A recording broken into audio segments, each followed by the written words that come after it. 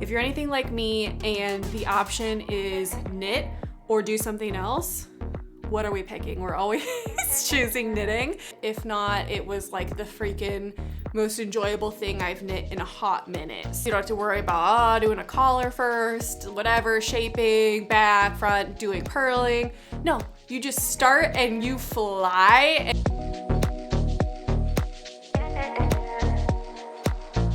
Hey everyone, welcome back to my channel. My name is Jackie and this is Jacqueismaking, a place where I talk all about the knit garments that I'm creating. Every other week I love to do a podcast episode with the online community just to talk through all the ups and downs of knitting garments. So I like to start off with any of my finished objects. Today I have just one of those.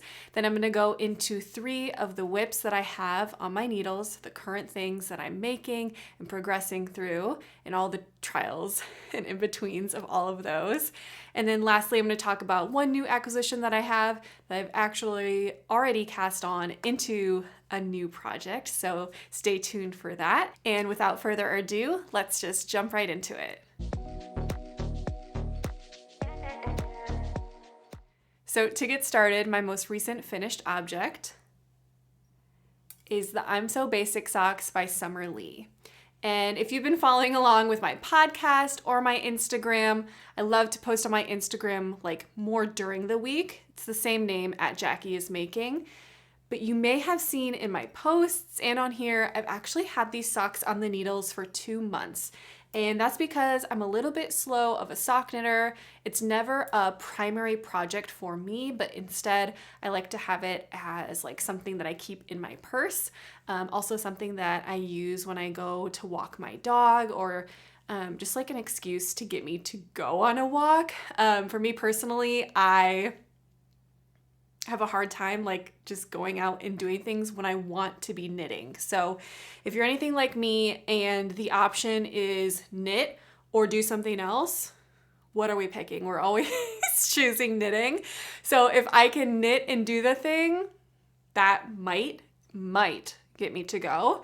And so lately, I think within the past month, I bought like a little bag to use when I walk. And so this was a project that I liked to knit on this past month and a half while I was walking. So yeah, we can show these here and I'll hold them up a little bit for you so you can see some of the beautiful stitches and stitch changes.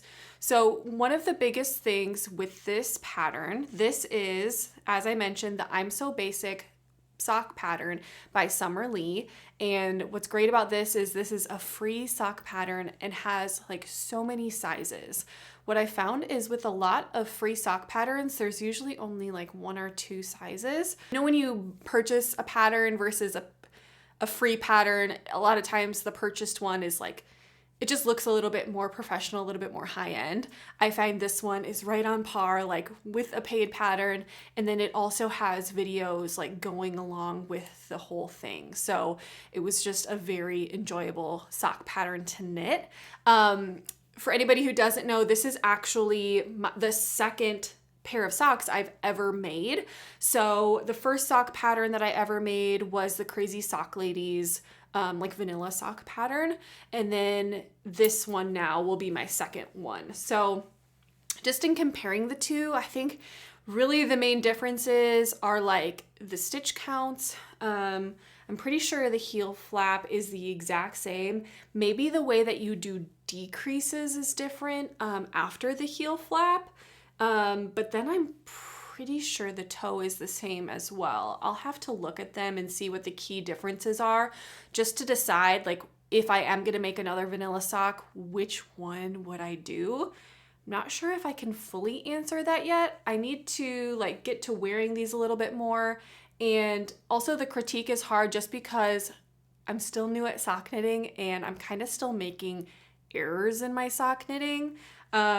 So I'll get to that in a second. But so this was knit using Opal sock yarn.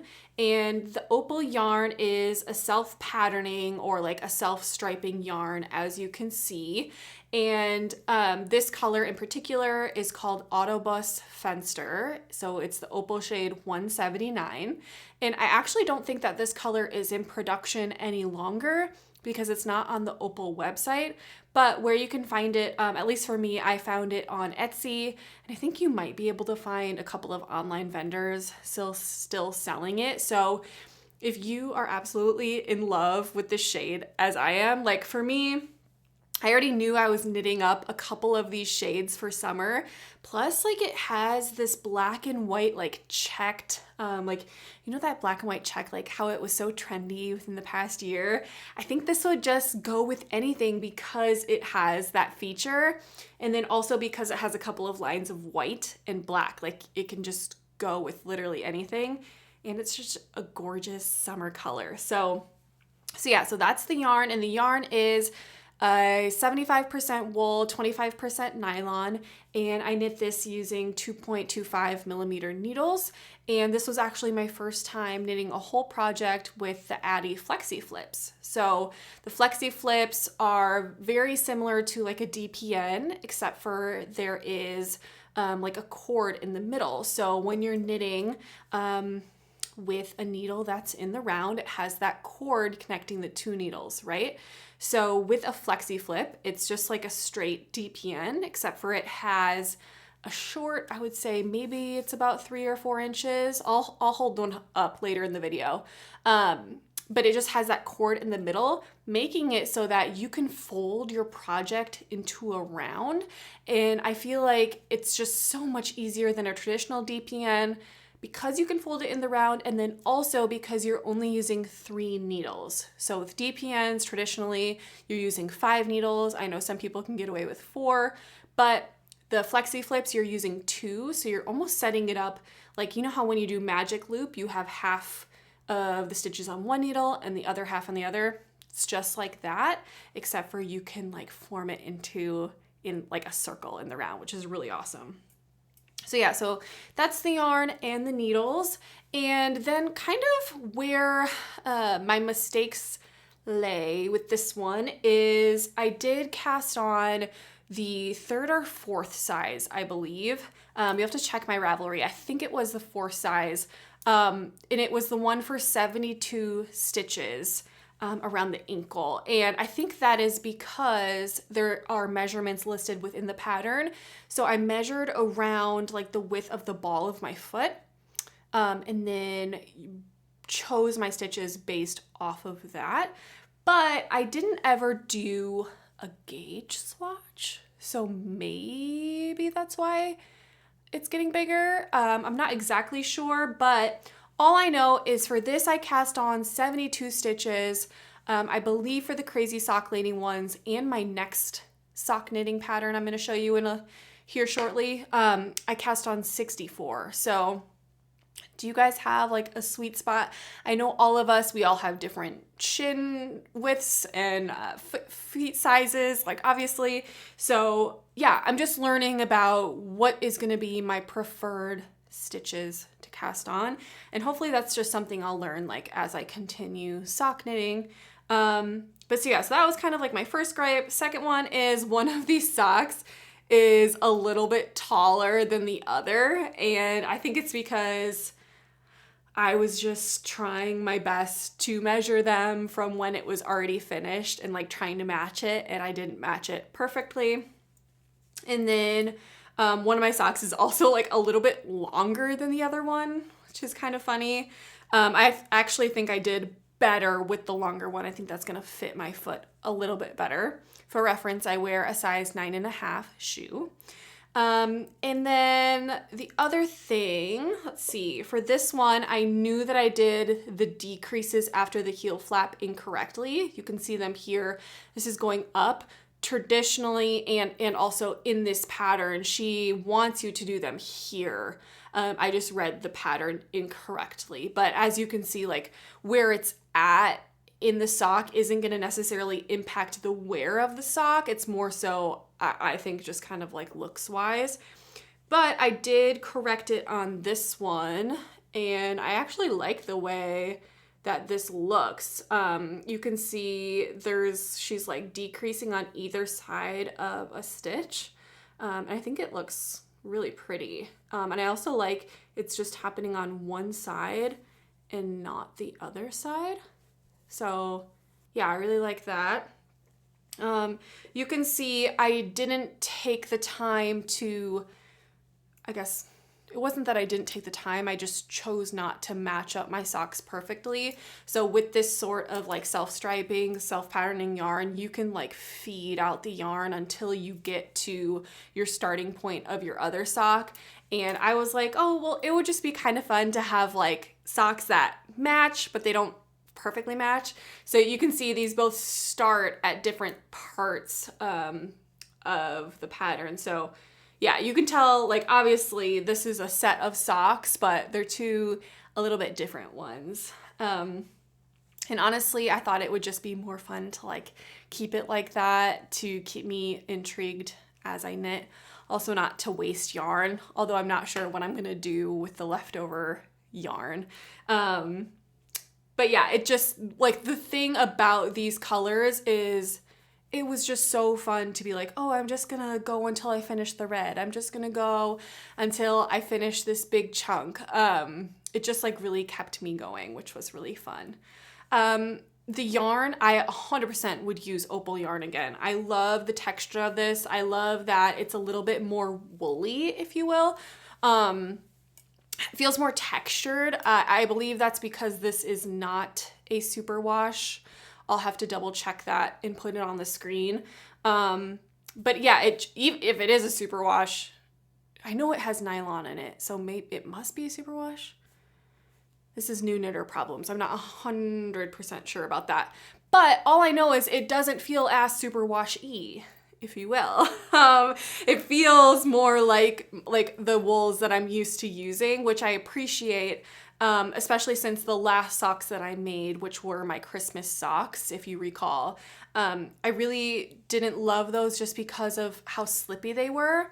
And I was using Malabrigo's sock yarn in those, and Malabrigo is just known to be like a super silky soft sort of yarn. So perhaps that's where I went wrong. I'm not sure.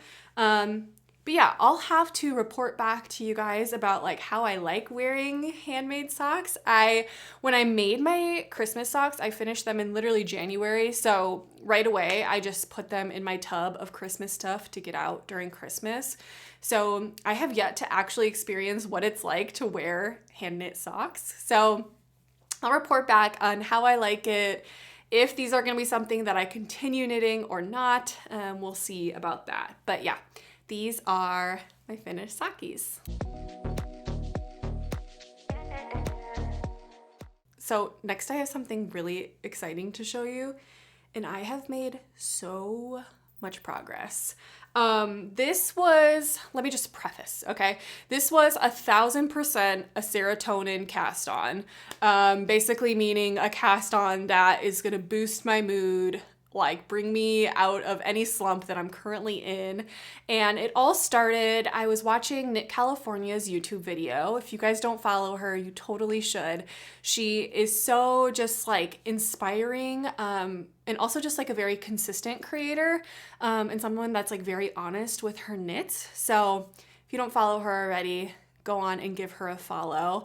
But I've just really been inspired lately by the things that she's making, and in particular, she made like a summer knits video. And she talked all about how like the tank top that she was designing and then a couple of other things. But one thing in particular that she mentioned during her video was like in California where she lives, yes, it's hot, but also majority of her time is spent like indoors in the air conditioning in the summer. And there was like a light bulb that went off in my head that was like, yeah, that is also me. Like when I'm getting dressed in the morning, whether I'm working like during the week, the bulk of my life is the work week, right? And when I'm getting dressed in the morning, I'm either getting dressed to work from home or to go into the office. I work like a hybrid type job. And either one of those, I am in like cool air conditioning. I'm very blessed in that sense, but I work in a cooler air conditioning. And absolutely in any of those spots, like I 1,000% can wear a wool tank top. Like there is also the thing that like wool is, you know, like a perfect fiber for summer anyways because it's a breathable fabric and it's really like temperature regulating. So there's definitely that argument. I think the biggest thing is you don't want to be out in 100 degrees in wool because like you're hand washing these garments, and so you just like, you don't really want them to get like all sweaty. Then you're gonna have to hand wash it a million times and it's gonna cling to your skin probably. So her video in particular though, it helped remind me that, hey, Jacque, like you love knitting with wool. It's so springy. It's just so enjoyable to knit with. And I have wool in my stash. And so it just inspired me right away to cast on a wool tank. And so I also had in my mind, like, okay, it's summer now. I'm looking at my whips list. I'm constantly like opening up my Ravelry, looking at what I have, what's in my queue, like trying to also like balance like what I'm showing you guys and what I have plans for. And like in my mind, it's just been lately like it's summer and I want to make at least one tank top, right? Because in a minute, I'm going to show you like my Cumulus Tee I have on. That's a summer garment. But hey, I kind of want to make a tank top too. And so like I said, with the wool, I was wanting to do that because with the Cumulus Tee, it's in a silk yarn. It's a little bit hurting my hand. And so yeah, went immediately to my stash because I went on a trip last weekend and I was just like, I don't have time to go to a yarn store. I don't know if I really want to buy yarn. I just want to cast something on immediately. So right away, I went up and I grabbed a yarn that I had purchased a while ago for a pressed flowers cardigan. And there's kind of like a whole saga there where that pattern, I just kind of fell out of love with it. It was hurting my hands. So I frogged it, but I had these 3 skeins left of this Helix DK. This is a 100% wool DK yarn by the company Utopia. And this is a company based out of Wisconsin, where I live. And they make this like self-striping yarn. So you can see the stripes are pretty big. So they recommend this yarn for like sweaters or larger projects where you're gonna want a color change versus like a sock would have really big sections. So they recommend those bigger ones. And it's 50% Targhee wool, 50% Rambouillet. And it is hand dyed at that studio Utopia. So I love it because it's almost like a, what's the company called? The Andrea Mowry, like really popular. Oh, Spin Cycle. It's very much giving Spin Cycle. It looks kind of hand dyed. So that was kind of my inspiration in purchasing it over purchasing the Spin Cycle when I was making that pressed flowers. Was just that it's a little bit more affordable. It's a local company to me in Wisconsin, so I wanted to support them. Also, they sell it at my local yarn store. And I actually picked this color because I have a pair of PJs that are like this reddish, purpley, burgundy color. And every time I put on those pajamas, I'm like, wow, I look good in this color because I don't have anything else in my wardrobe in that color. So I picked this out in the hopes that I would also love the color on me. But when it came time to decide what to actually make with this yarn, I like could not decide what to make. It was just, I only had the 3 skeins, and every skein is very different. I will say that. It's not like if I went and got one out of the dye lot, it would be that different than what I have because the 3 skeins that I have totally like don't really match anyways. But I just knew like, for instance, for like a sweater or something, I would probably need more than the 3 skeins.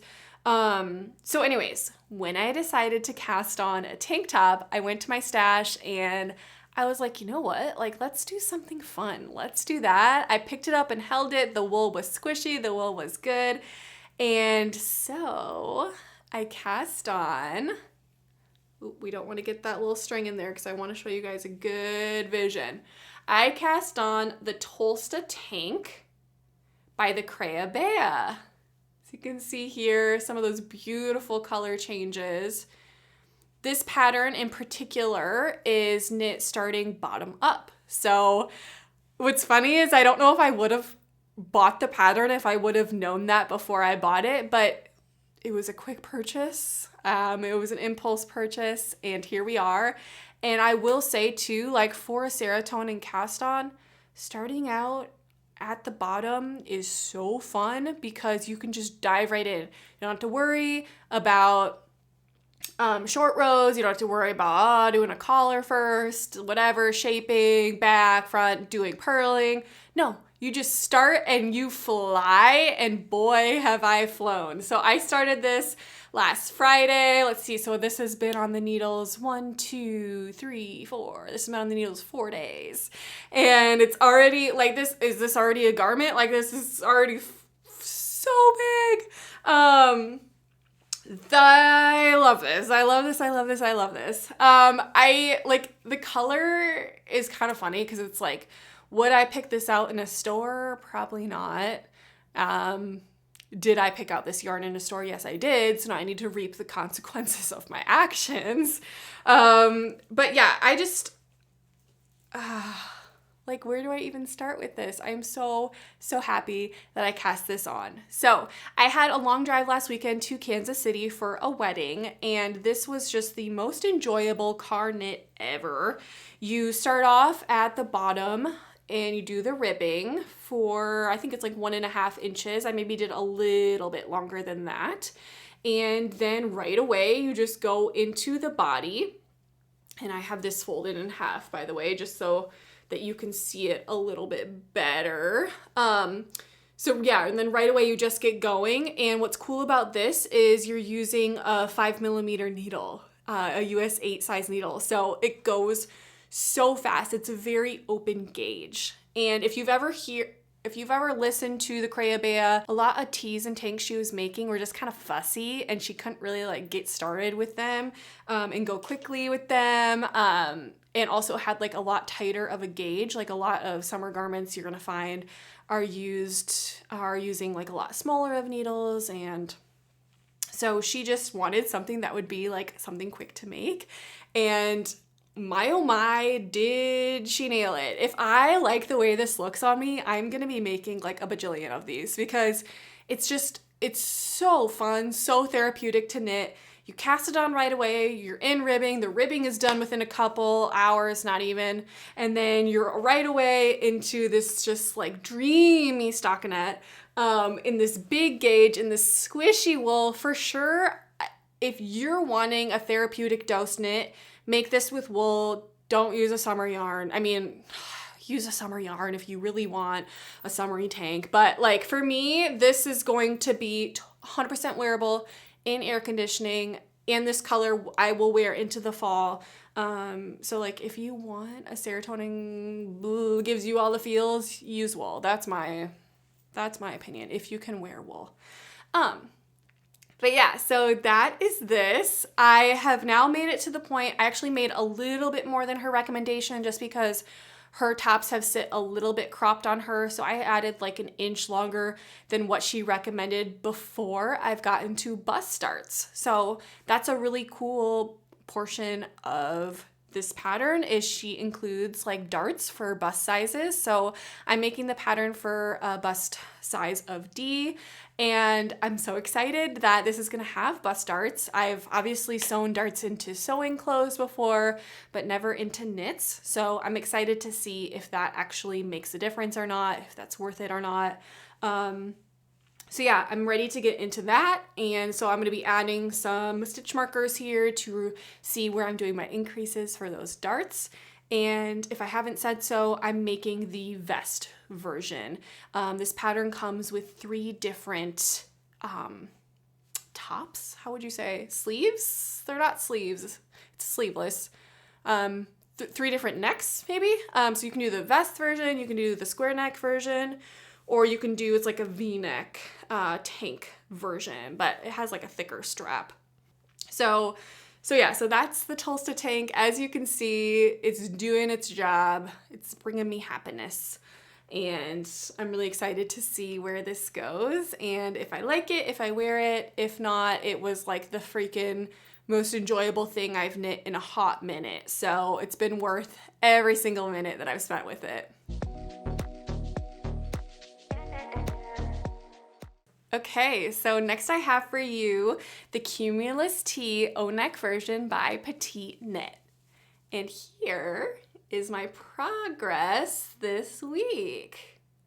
So if you recall last podcast episode, I had stopped at this progress keeper here. I was right up here. I hadn't yet split for sleeves, and I hadn't yet done the collar, and I also hadn't started on any sleeves. So that's kind of where I was. I was finishing up those raglan increases, and then I split for sleeves this week. And I also did the I-cord bind off on the neckline. I did that just because I wanted to see some more shaping. I always find that it's really nice when you're working on a garment to finish the neckline, finish the sleeves. Just, it kind of keeps me motivated and makes it look more like a garment to me. I also really wanted to do that just because it was looking a little bit small. Like, I make a lot of oversized garments, hence like this big oversized V-neck sweater that I'm wearing right now. And so I did make this, by the way. I have a whole video on this. I'll link it up there. And I'll also put in the description box what pattern this is. But yeah, this was just like looking a little bit small. So I made sure to try it on, and it's fitting beautifully. Next podcast episode, I'm going to try to finish a sleeve and just like get a little bit further so we can discuss it a little bit more and you can see a full try on with it. But yeah, so you can see here, this is just what we got going. I'm working on a sleeve right now. I put some yarn in the bottom just so that I could try it on and so that I could start working on sleeves. So my goal this week is to finish both sleeves and bind them off and then try it on once more before I finally go into that stockinette and work all the way down. And I guess I did not mention this is being knit with the Knitting for Olive pure silk yarn. It's a 100% silk yarn in the colorway cream. And I will note the one thing I was scared about, literally getting makeup on this, I already did. I tried it on with makeup on, and even I was like, you know when you have makeup on and you like hold your shirt out when you're putting it over your neck to like not get makeup on it? No, still managed to like get some blush on it. Let's see if you can see it. You're gonna be like, Jackie, that's nothing. You can't really see it. There's like a little bit right here. But yeah, it's already made me be like, okay, I'm gonna have to be so careful with this color. Every time I wear this, I'm gonna have to remember, like, put it on before you put your makeup on, or don't wear makeup with it. And yeah, I'm just gonna have to be like so careful. I am making this with the full intention of having to over dye it one day, just so you guys know. I also accidentally didn't size down when I did the I-cord. You just saw it still looks beautiful, and there's no way I'm doing it a third time. There's no way. So I actually think I still might size down for the sleeves because it looks kind of cute when it cinches in a little bit on the bottom. So like I don't really want it to flare out or be too big. So I think I will still size down on the sleeves, but no, we are not doing the neckline a third time. It looks beautiful. So that is the update on the Cumulus Tee O-Neck version. Okay, and now I have an update for you on the Maybury Cardigan, aka the biggest headache of my life. Like I mentioned, I was traveling this past weekend, and I brought this with just in the hopes of like, okay, Jackie, let's get back out the pattern this week. Let's figure out exactly where you are. I had set this pattern down for a time, and I had marked like where I was in the pattern, so I thought I would be fine, but I knew it was just gonna take some time to like read it and figure it out. And this pattern in particular has, I'm not gonna like really show it to you, but you can see here, it has like some tick lists on it, meaning you are just like, you're able to see where the increases are by color. So like one color is for the sleeves, one color is for the backs and fronts, one color is for so on and so forth. Without giving the pattern away and everything, let me just show this to you. I did get some work done on it. Is that the front? No, that's the back. This is the front. It is looking really pretty. You can see it here. That does look really beautiful on camera, I will say. This is knit using a fisherman's rib. This is knit using a fisherman's rib. And I think where I got messed up was where the actual increases are. Like, didn't really make sense in my brain with the way that those tick lists are set up. So in my brain, if you have the tick lists set up in a left to right order, I would think if there's a check mark next to it, that would be like where my my markers are. And then it's very hard to explain. Essentially, I wound up having to do a ton of math to figure out, have I done increases correctly? Are they in the right spots? Is this totally gonna look terrible if I have increases a little bit lower than higher? I need to increase up into a certain point, like for that shoulder shaping before I keep going. And so that's where these tick lists are. And I think they go up to like, let's see how many rows I do. I do like approximately 94 rows of like increasing in certain spots. But with half fisherman's rib, it's about half because you're essentially knitting both rows twice. Where I'm at right now is just this pattern is a huge headache for me. I think because I set it down, then I picked it back up. I was also making some like trivial errors. So that's the one thing. The second thing is I mentioned this in my last podcast episode, but like I'm not very excited for a very light yellow cardigan right now. I'm just not. And so I'm trying to decide, like, do I focus on my other whips and just set this one aside, like let it sleep for a minute, and then come back to it, which is like technically something I already did. I think this is like one of the hardest parts as a knitter because you can get into this like guilt phase of I already spent my money on this yarn, therefore I have to make it. And I like say stuff like this on my channel all the time of like just trying to create a better mental space around knitting. And I don't think that's the case. You're never ever locked in. If something isn't bringing you joy, that's not the point of making. That's not the point of crafting. So I think literally me saying all this right now is me coming to a realization. I'm a little bit of an audio processor, if you can't tell.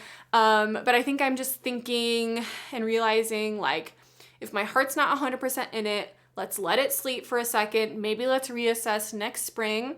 And if I don't want to keep going next spring, when I should want to make a beautiful light yellow cardigan for spring, then let's sell the yarn.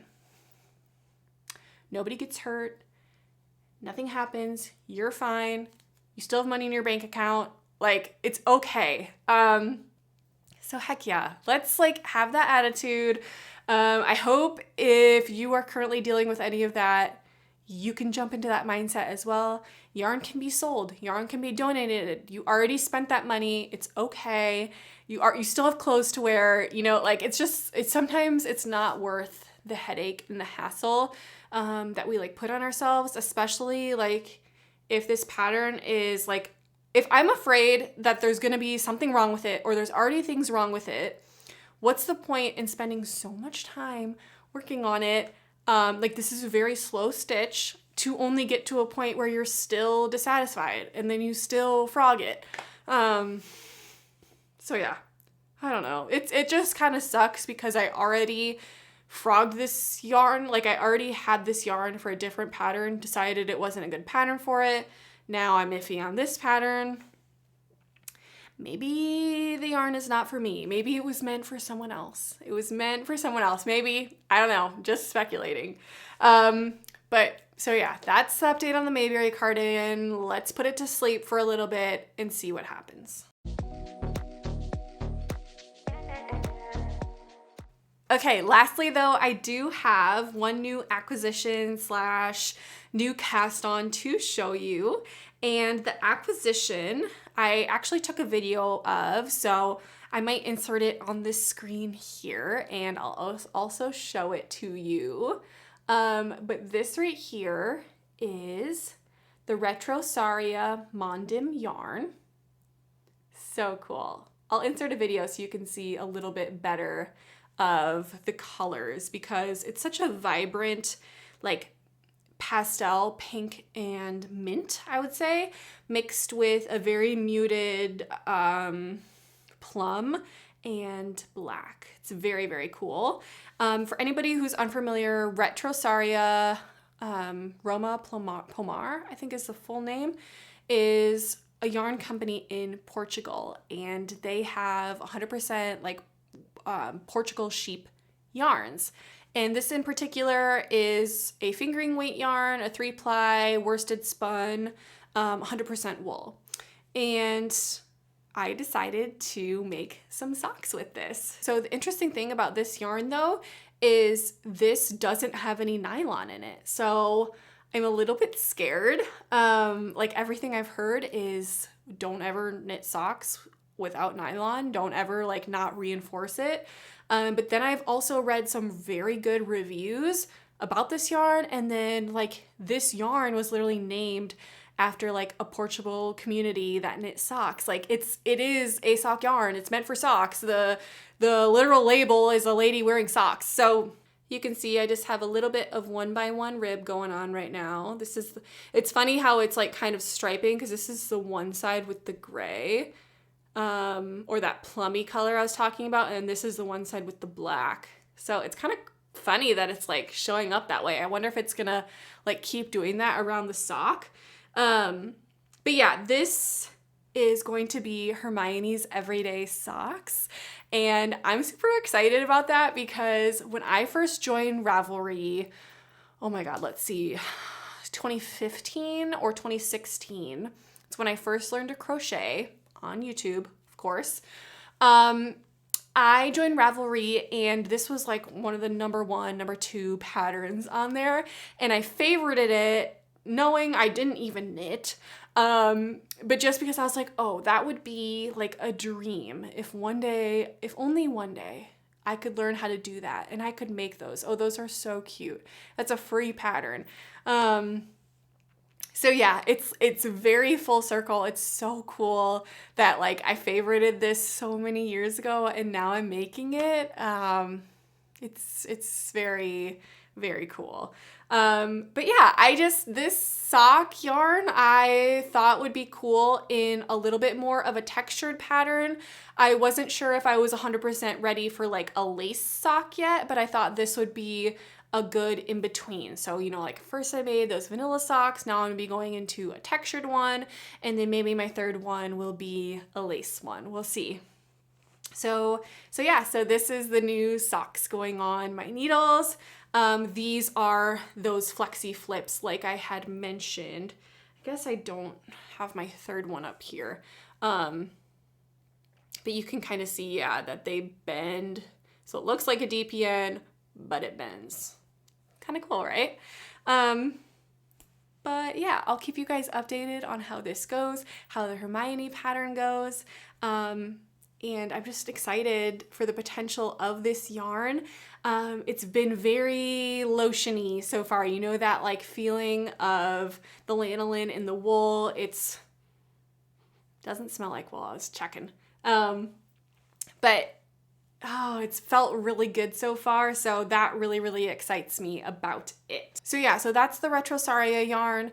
I actually wanted to ask you guys if you know or if you have any favorite vendors that sell Retrosaria yarn in the US. I've seen a couple that have a couple of the lines, but none of them have like the full line. I'm also not sure how easy it is to get shipping from Portugal, but when I was at the store where I got this, I actually got this in Omaha, Nebraska at a store called Warmth. It's a gorgeous store if you're in the area. They have so many cool brands and like very curated brands, which I really appreciated. But anyways, I was there a couple months ago and I picked this out, just this one skein, just honestly because the packaging was so stunning. But since I've been looking at their website, they just have so many different lines that are so intriguing for me. I love like their whole like stance and like reason why they're yarn makers, their like stance on sustainability, and their reason for incorporating different sheep breeds, like so that these sheep breeds don't go extinct, is just so cool to me. So yeah, I'm excited about that brand. I'm hoping I can find a different vendor to try out some different kinds of the yarn. So yeah, let me know if you know of anywhere to get it. But yeah, thank you guys so much for joining me today for this podcast episode. I hope you found something inspiring and you just enjoyed crafting and hanging out with me. If you have any questions, comments, anything to like that you're really excited about that you want to share with me, please let me know down in the comments below. I'd love to help you or just like join you in the joy of creating. If you are new here and you have not already, please hit subscribe. That way you can stay up to date with me each time I post each Wednesday. And I hope that you guys have a great start to the rest of your week, and I'll see you next time. Bye-bye.